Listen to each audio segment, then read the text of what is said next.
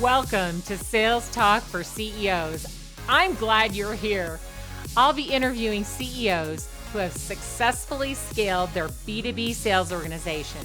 In each episode, I'll start by uncovering the sales background of each CEO, dig into the strategies they use to build their sales organization, and wrap it up with what the future holds.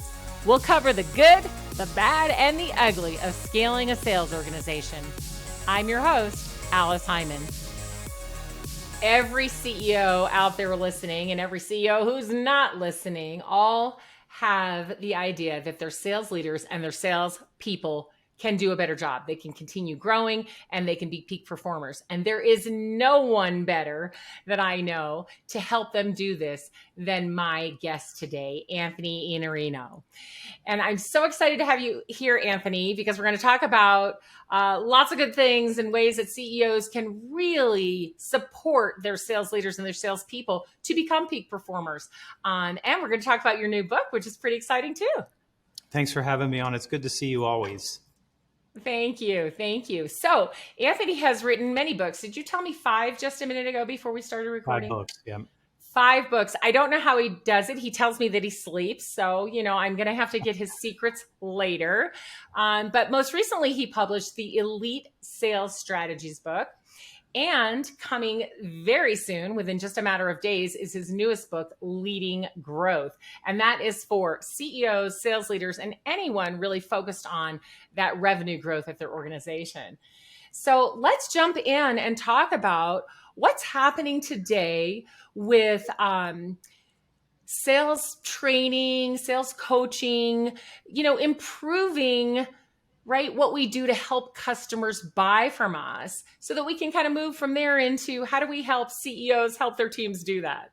You're really starting right at the beginning of the book, because at the beginning of the book, we have to recognize that there are a lot of external challenges right now in the environment. So somebody on LinkedIn said to me last week, keep disrupting the industry. And I'm like, I'm not disrupting the industry.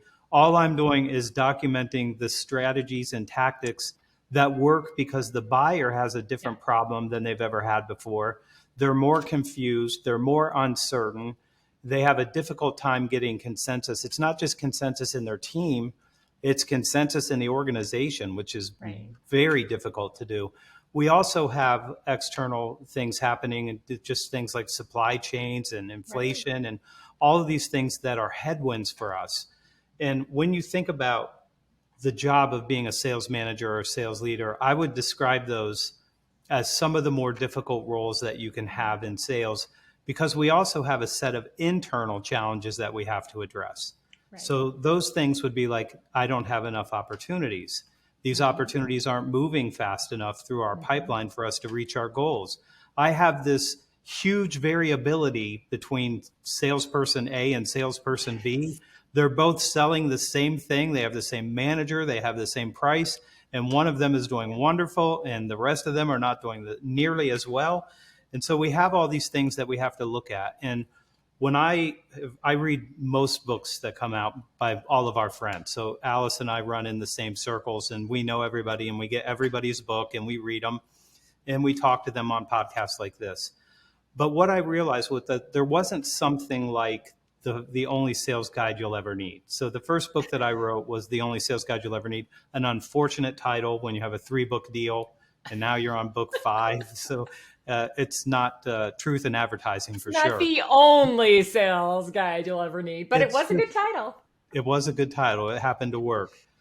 There was no The Only Sales Leader Guide for sales leaders and sales managers, and I didn't want to call it that.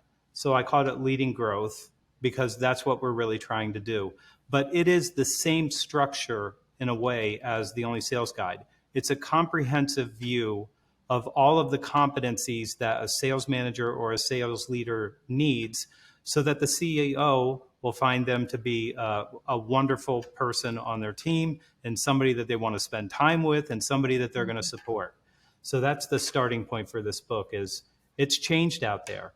And if you're training your team in a legacy approach where it looks like solution selling, and we start with, let me tell you how great our company is, and Look at all these logos. That's our trophy case. Look, we've got Procter and Gamble, and we show you all these big logos.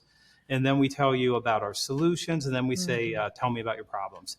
We've done that now for, I'm going to say 40-ish years, right in that neighborhood.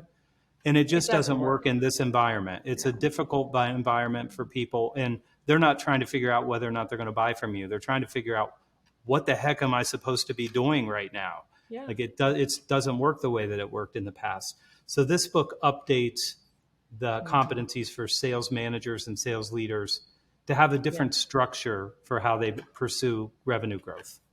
I think it's one of the hardest things that CEOs have to do is let go of the past, because what they're doing is remembering when sales were flowing in really easily, or they're remembering maybe the days when they were actually in sales and not a CEO, and all of the things that they did that actually really worked back then under different circumstances. And so the metrics that they're using to measure how many calls are people making, and how many emails are they sending in, how many LinkedIns, these things just don't really matter. It's much harder to get someone's attention and to get a conversation with them, which in my opinion, the thing they should be measuring is conversations, because that's what matters. When we have conversations, we find out whether people can buy from us or not. But the way that we're also expecting salespeople to conduct a sale, I mean, this just happened last week. A salesperson that I know very well, because it's my brother, came to me and said, let me show you what my CEO wants me to do. This is the deck he wants me to use, and this is what he wants me to say. Now, my brother is 57 years old, and he's been in sales a long time, and he knows that this is not the right thing to do, right? They're going but that CEO thinks it's the only way to go. It's because it worked for them. And every single CEO and every sales leader, sales manager is looking through a lens. Now, in this lens, what they're looking through is false assumptions, misconceptions, a view that is, it worked for me 30 years ago, must still work now. 30 years ago was a long time ago. And I look at some of these. 10 years ago, and even 5 years ago, it just doesn't work that way anymore. If you look at some of the oldest trainings that you could give your team, they're 55 years old. So that is 1967. Right. That's a very, very different environment. And what you said, I love that you said this.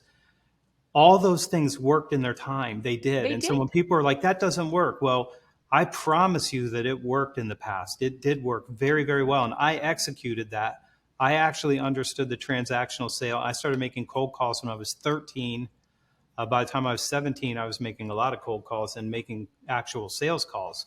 I've done it for a long time, and I keep telling people, like, you're wrong. It worked really, really well. The environment changed. If it changes back and it looks like that, some of these strategies might work. But right now, what we think is at the very beginning of this, the CEO has to have a vision, and their sales leaders have to have a vision. And that vision is about what do they want. And I'll just give you an example. I have one client who said to me, we did $10 million. Our goal next year is $12 million. And I said, that is probably the worst goal I've ever heard anybody say. And you should be ashamed of yourself and start over. Right. And they said, why? And I said, well, you already know you're going to do 2 million more. And they said, what do you think our goal should be? And I said, 20 million. And they said, 20 million? How are we going to go from 10 to 20? And I said, that's the greatest question you could have asked. How are you going to do it? Right. And they said, we're going to need more salespeople. We're going to need bigger deals. We're going to need to create more value for our customers. And I'm like, that's a good list. Start writing it down. Like, that's what you're going to do. I'd love to tell you they got to 20 million, but they didn't. They got to 17,800,000. Wow. So quite a bit better.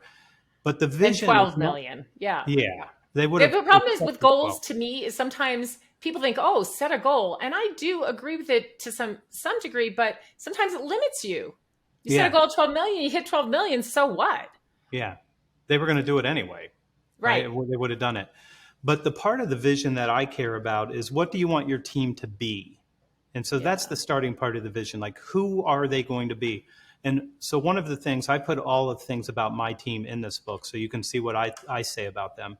I demand that they are the most effective sales force in the industry. They have to be, right? Because if they're not, then that's a reflection on me not having the right kind of salespeople on my team, which means you might not trust me with your team.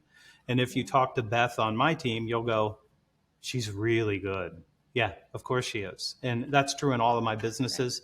Right. The salespeople are just super highly effective because we have some standards. And the standard is we create more value in a conversation than someone else. But without that vision, there's nothing really to talk about. Like you have to do the revenue formula. The revenue formula is pretty easy. Take your existing revenue, subtract your churn, and then add on what you need to get to your goal. And once you start looking at that churn number, so my friends who said 12 million, losing one deal means you need 3 million to get to 2 million. So that's how it works. And we don't take account of those things. But when you look through the book and you start to see all of these things that I expect of a sales force, then you start to see that there's a vision. And that vision is what allows you to actually pursue that growth and win it. So the CEO has to be part of this. And there's a chapter in here about alignment. And so they have to get everybody aligned, like customer success, marketing, the sales function, it all has to be going the same direction. Even operations has to be aligned with this. What are we selling? Yeah, I'm just going to add operations and finance, because finance plays a big role with your customers. And sometimes we don't even recognize, what our accounting finance departments are doing with our customers. So the CEO is the only one in the organization who can orchestrate all of the departments to work together, right? To have a more customer-focused approach that meets the customer from where they are, top of funnel, all the way through the expansion.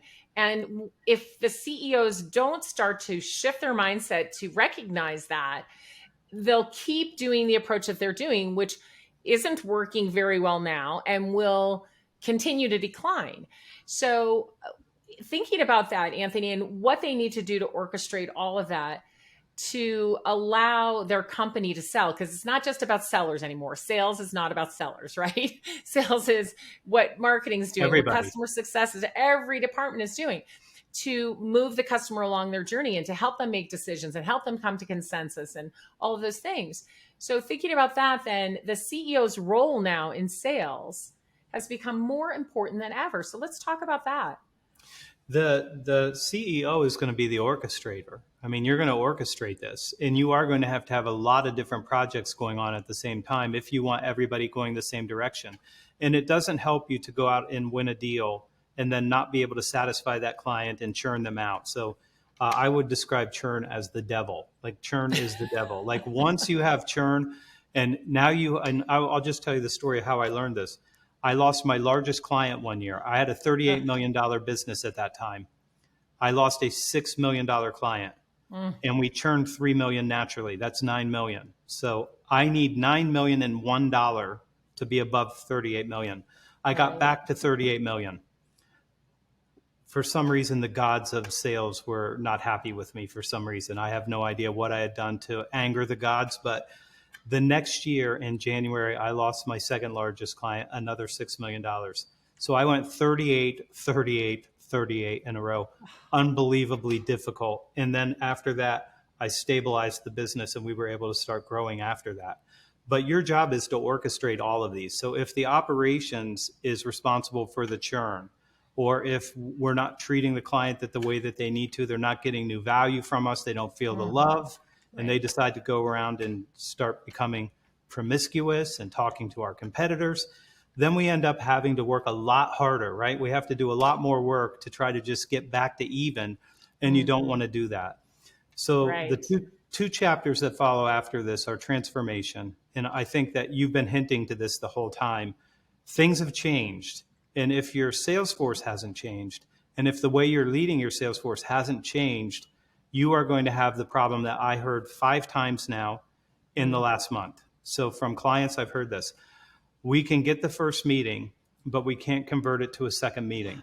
Yeah. And what that means is you didn't create enough value that person wants to have another meeting with you. 5, all large companies who all are very successful. One of them has a market cap of $60 billion, and their sales force can't do this now. And it's because everything came to them for so long, they don't realize now that I'm expecting you as a buyer to educate me, to inform me, to enlighten me, to take that lens, that how we used to do it, and then like move it out of the way, right? And now let me give you another lens. Now, my lens is not all filled with false assumptions. I'm showing you what reality looks like now and what you need to do. And then once the client sees that, they realize what the challenger guys called challenging. I call something different because I don't really think I'm challenging anybody. What I'm doing is challenging the status quo mostly. And then I'm also trying to give them the paradigm shift. Like, this is the way you did it. You can break from the past and you can move forward, or you can keep your assumptions and you're going to do the same thing over and over and over again. So a transformation for a team to a modern approach means that they're going to be what I call one up. And one up means I know more than you and I have greater experience than you do about this decision, not about everything. I'm ignorant on all kinds of other things, and you can educate me, and I'm happy to be one down and being educated. Love it. It makes me smarter. The only things I've ever learned, I learned from my clients by asking them questions. But right now, they need more of us helping them understand what's going on, what it means for them, and what they need to do. So that transformation means you're going to have a different sales force on the other end that can create greater value. Right. And so I think value is so important. I was talking to Brent Addison about that today and talking about value and how we bring value. Unfortunately, I don't see us training salespeople on how to bring value. I don't see us training salespeople on guiding people through decision making. I don't see us training salespeople on how to bring groups to consensus. But those seem to be three things that salespeople need to do today, Anthony. And if they don't know how to do it and they've not been enabled to do it, and some of this means you have to have some projects to do enablement so that you can give people the insights and give them the ability to be one up. You can borrow experience from other people, if you want to. So but that could speed it up for people. But if they don't do that, I think that they're going to struggle. Let me say, even if your revenue goes up, it won't go up what it could go up. So your potential is larger than you imagine. And if you change the way you sell, so it's not about what you sell, it's about how you sell. And if you get the how we sell right, then you have a better shot of reaching your full potential. Yeah. So when you want to impact an entire sales organization, Anthony, and you go to the CEO and let's say they can switch their mindset and start to understand that the buyers have changed drastically. Buyers are risk averse. They have lack of confidence in how to buy things. They don't know how to buy something for their own company, right? They know a lot of people are going to have to get involved. Sometimes they don't know who all the people are.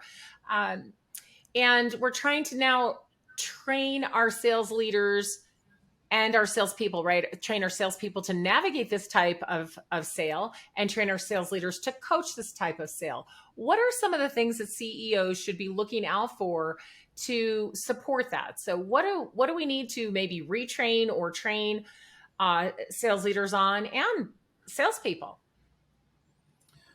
So one of the things that we know that people have to do if they want to adopt something new like this. So you go to Alvin Toffler, who wrote Future Shock, right? He said that the future is going to be dominated by people who can learn, unlearn, and then learn again. Yes. So that's where we are right now. So the hard part is the unlearning. Yes. This worked for me, Alice, for the last 2 decades. And now you're telling me I'm wrong and I have this history of success. Yes, that's what I'm telling you. But they have to be willing to unlearn some of what they do. In a chapter in Leading Growth, I have a chapter on effectiveness. So if you're the CEO or you're a sales leader and you're responsible for revenue growth, the most important thing for you to work on is increasing the effectiveness of your salesperson in the conversation with their client. Because I have no idea why people think that product matters and all these other things matter. It's a conversation. And the conversation is the only way you can build value for that client. There is nothing else that you can give them that they feel the same way about. So when they're being educated and informed and enlightened and they're going, I'm getting closer to being able to make this decision because I now understand things that I didn't even know existed. And I know how to weight these factors because you taught me that. Then we're actually scoring points. So if you're a CEO, what you want to prioritize and say, my sales team will They will absolutely work on effectiveness as our number one outcome for the year.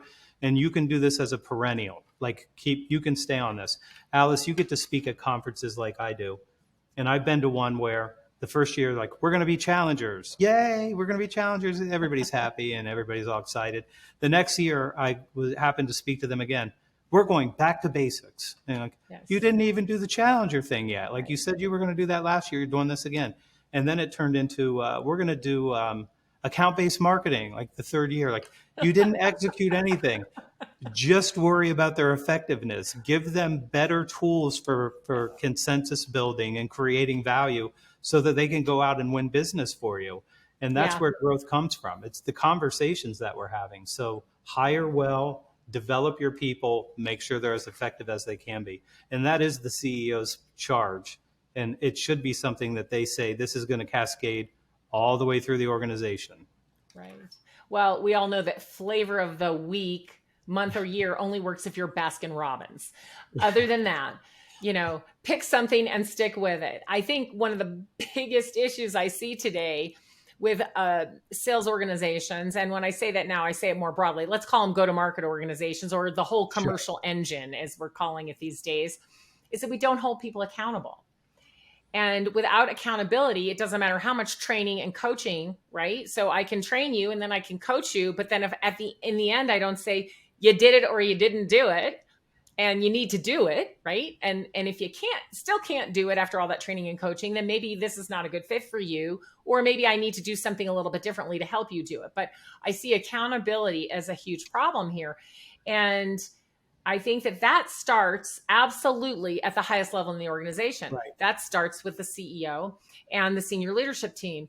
And earlier you said the word expectations, right? What are the expectations? The CEO has to have these expectations that we are going to make these changes, and those changes are going to help us grow. But if we put different things into play and we have an expectation, but we don't hold anybody accountable, it just falls apart. And I just see it time and time again. And it goes with the whole flavor of the week thing. We trained them to do Challenger and they didn't do it, and we didn't hold them accountable to do it. Right. So this year we must need something different to get the sales to improve. So how do we work with that, Anthony? How do we get CEOs to help their teams understand what it means to set out expectations and then hold people accountable? Forget what the flavor is, but whatever it is you choose to do, and in this new way you choose to meet your buyer, how do we hold them accountable for that? If you don't recognize that when we do this work and transformation, that what we're asking people to do is make a behavioral change. Now, if you're accountable only for, did you put this in the CRM or something like that, that's right. Not what we're looking for. No. We're looking for the behavioral change that says, I took the first 8 slides that I've used for years that say why us, and I moved them to the back of the PowerPoint deck where they actually belong. And I'm starting with an insight-based. Even though I'm a little bit uncomfortable briefing a CFO, I'm now going to brief them because I think our data is right and I think they can benefit from this. The leader has to set different expectations. So I'll give you an example. I have 2 chapters on accountability, one on accountability itself, and then I had to do another one on the structures. So one structure you could consider is making people self-report instead of looking at your CRM. Yeah. Like, you're not holding anybody accountable by looking at the CRM. You are when you're looking into their eyes and you're asking them, what did you do last week? And then they have to say it out loud. It's a very, very different kind of accountability. And it means I care enough about you to make sure that you succeed. So that's number one. Number 2 on this with accountability, some people say something like, Alice, it would be great if you did a little bit more prospecting. And then they're like, I'm mad as hell at Alice. Why? She's not doing the prospecting. Well, what did it mean when you said that? Was it 2 calls, like 5 emails? What did you expect Alice to do? Now, you can't be mad at Alice because she has no idea what you're talking about. Now, if I say, Alice, I need you to prospect 90 minutes a day on these targeted accounts that we have in our territory and account plan, and then at the end of the week, I want you to tell me who you got meetings with and what's the next step in the ones that you've already met with. So I'm going to have a deadline, but I want you to know with great specificity what I expect from you, because I don't want to be mad at you because I didn't give you the information that you needed. So the starting point is tell them really what they need to do. And I have sales leaders that say this to me, am I allowed to make them prospect? And I'm like, well, they only do two things. They create opportunities and they pursue them. Like that's the only two things they have to do. And if you just say, yes, I need you to give me 90 minutes, it's 7.5 hours out of a week. I think that's perfectly fair. And I also think that you're allowed to be an autocrat about three things. I mean, you can't be an autocratic. You have a terrible culture if you're an autocrat, but you're allowed to say, I have three non-negotiables. Non-negotiable number one is we prospect for 90 minutes first every day. And that's fair enough, right? Absolutely. Absolutely. The prospecting has to be done. If we don't prospect, we don't have conversations. If we don't have conversations, we can't move deals forward or we can understand do is pray, right? Need. Then after that, we just have to pray for good luck. Right. Just pray. I think that we have to drive the activity that gets us to a conversation, and that should be our sole focus. And then having that conversation is not enough just to measure that we had it or that we didn't. Then the second thing we have to measure is the quality of that conversation. Right. But just as you said, we have to be very specific, right? We expect you to have a quality conversation, a value conversation. Here's what that conversation looks like today. It looked like this years ago. It looked like BANT. Oh, I got a person on the phone. Great. Let me ask them if they have the budget, the need, the authority, whatever. I did that in the wrong order, the budget, the authority, the need, and what their timing is. That's not the conversation we're having anymore. In fact, I don't even want you to ask them about the budget because we don't even know if we can solve their problem, right? So we want to have value conversation around the problem and the insights we can bring to that problem and what we know about it and have learned about it, and ask them more questions so they understand it better.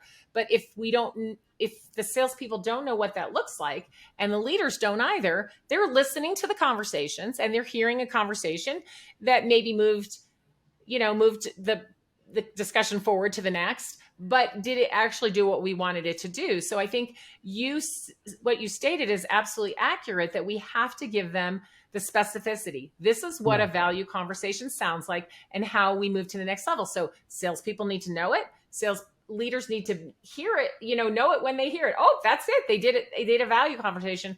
And I think that CEOs need to understand it too, because a lot of times we do bring our CEOs into conversations when it's appropriate, right? Because they need to meet with a senior leader, but they're not having value conversations. They're back to saying how great our company is, right? And how many years we've been in business and who our biggest logos are. So we have to retrain them as well and really understand what these conversations sound like and make sure that we're having them. Now, Alice, I know I'm many, many years older than you. So I want to just remind you, through our experience, you and I in sales and working in this industry that we're in, it's always been more moving, like sales has always been moving towards greater value creation for the client. It just has, and it continues to go that way. So I know that there are still transactional sales, and those are all being done on Amazon and on other websites like that. But when we're now across from somebody who's B2B with a complex sale and they've got uncertainty about it and they've not made this decision, like the last time they made it was 11 years ago. Or never, because they're a millennial who, has that equipment or that software or whatever has been at this company forever. And I've never been part of the decision to buy that. Yeah. So how do I know? I need somebody who's one up, that has greater experience, who can tell me this is the path that you need to go down. Whether you buy from us at the end or someone else, you need to know these things. So if you start teaching, you start informing, you start enlightening them, and you start getting rid of their terrible lens that they're looking through. And then they go from ignorance to enlightened. And then they think, I feel really good about working with this team because they seem to have helped me more than anybody else. That's what we have to prepare people to do. And I'll just say one word on BANT. That's never been a good experience for the person that gets that. I had a guy call me a couple months ago, and he started with this conversation with me, with qualifying me. And I said, are you really qualifying me? You called me to ask me to buy something from you, and you're qualifying me? Why did you decide to call me? And he goes, I think you're qualified. I'm like, then why are you asking me? Why wouldn't you just start by telling me what you can do for me? Right. Like, why wouldn't you start with, show the value right up front? right up front. Like there's no reason to wade into it. I don't even believe in rapport building unless you're in maybe the deep South where somebody says, Alice, who's your people? You know, how long you been in that there, it's slower there than it is on the corridor, you know, between Washington, D.C. and Connecticut. But there are some places where it's customary. But most of the time now, a CEO that's listening to this, you know, when somebody comes in and they're like, oh, you have kids and I have kids. Look, we're practically brothers. Like we should do business together. That doesn't work. They're not interested in that. But they are going to find rapport in a business conversation. They are. In the They're insights business that people. you bring. Yeah. If you have the business acumen and you can talk to them, you're a peer. If you think that you're going to talk about the picture on their desk and somehow win their love, you're going to be disappointed. This way that we go to market now makes it so difficult to become a customer. And I always asking people, what are you doing to make it easier to be your customer and harder to be your competitor? Because I go to your website and I can't even figure out what you do. There's no videos on there that show me your product or success or anything. I'm thinking, you are not helping me. I'm going to bounce right off your site into somebody else's who does have those things. Because then once I've watched those, I'm ready to talk to a salesperson. I did this, Alice, last year. I was looking for a project and I was trying to find somebody who could help me with this project. And I went out and I watched 45 minutes of videos. There were 45, there were 3 15-minute videos. At the end of it, I was offered a chance to ask for a meeting. And they sent me a note saying, we can't meet with you until more than a week away from here. And I'm like, I'm full hot right now. Like I've got my wallet out. I'm ready to hand you the money right now. And you're going to make me wait. And they made me wait. And I was like, do you know how frustrating you are? Like I was already through the whole buyer's journey. And I didn't believe I could get through the whole buyer's journey on videos. And I'm here to tell you, I got all the way through the buyer's journey where I'm like, just swipe the card. Sign me up. Right. Let's go. Yeah.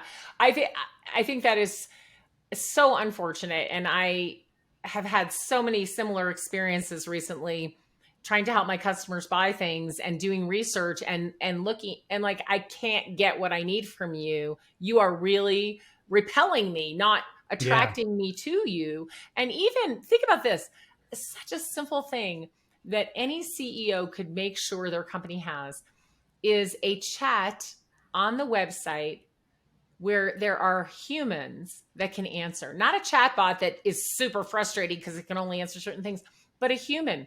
Because what I try to explain to people all the time is we're all busy. Our plates are full. And if I am now put in charge of this project at my company and I have to research some solutions to bring to the bigger team and say, okay, I've researched these, I've narrowed it down to 3, and we're all going to work together to decide which one is the best out of these 3. I have to do that at some time during the day. Now, I cannot do that between 8 and 5 because I've got meetings and I have, a lot of other things I have to pay attention to. So I get my dinner, I put those kids to bed, and I get on the internet between 9 and midnight to try to find this solution for my company, right? And do my research. But none of your salespeople are available between 9 and midnight unless they're global, right? And somebody's there to answer. But you could, because our world is global, you could have somebody trained who's on that chat who could answer a lot of my questions and then help me get scheduled right away. And I luckily had the most amazing experience with this little company called Gift Goose when I was looking at all the sending platforms for some clients and trying to figure out which one was for them. And since my clients are smaller, they're not going to use, all the big names in that space. So I had to find some alternatives. The only one that had a live person at 9 p.m. at night on their site was Gift Goose. And the guy was tremendous. He, told me his name. He answered my questions. He got me everything I needed. And then he sent me a gift. Wow. I mean, right? Yeah. That's making it easy to buy. And so what did I do? I recommended to my clients that that's the one that they should, at least one of the ones that they should check out. None of the other ones had anybody to talk to me. They had some videos and some chat bots that couldn't answer my questions. So I think, how easy was that? And really, what did that cost? What did it cost? And that made it easy for me to buy. What did it cost the competitors who weren't there to take your call? Like that, it cost them not recommending. Yeah, and who knows how many people you're going to recommend. So it's very interesting what's happening today. So I really have enjoyed talking with you, and I'd like to just have you leave us with a couple of last words, or maybe even something from your book that you really love, so that CEOs can really start to think about this differently. I'm sure if they listen to this conversation, they already are. Well, here's what I would tell you. I'm going to start signing these books, but I'm going to put it in the signature page. I'm going to put lead and grow.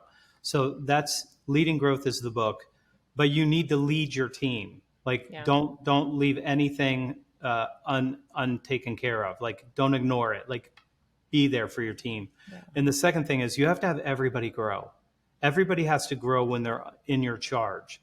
And the bigger that they grow and the more effective that they become, the easier it is to continually create new revenue. And so those are the things that I would say. If you take anything away, make them do the work to be as effective as possible, help them grow, and then they'll help you grow. Yeah, very good, very good. And we will put Anthony's new book in the show notes so that you can all get a copy. Thank you again for being with me today on Sales Talk for CEOs. Thanks, Alice. Good to see you. Thanks for tuning in to Sales Talk for CEOs. You can find me at alicehyman.com. Be sure and connect with me on LinkedIn and let me know that you heard the show. If you found value in today's episode, please subscribe, write a review, and share the show with another CEO.